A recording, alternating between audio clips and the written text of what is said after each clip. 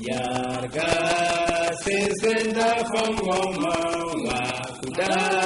dino sobandi Banuta bamanjo jediye fasene dabi kumamandi Yarga josene chichamumu manchila Yelelena Chebakon wotoro chino banara Bakukwa bima Babayuma banambayagara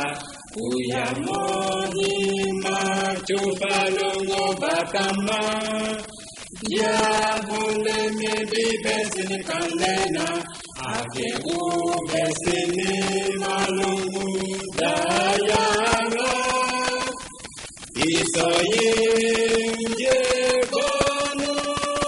Yinamama kukareno Isodomu jebisire kubeni Wasamuna Hampa Hamaya Isoyimude Jamyekale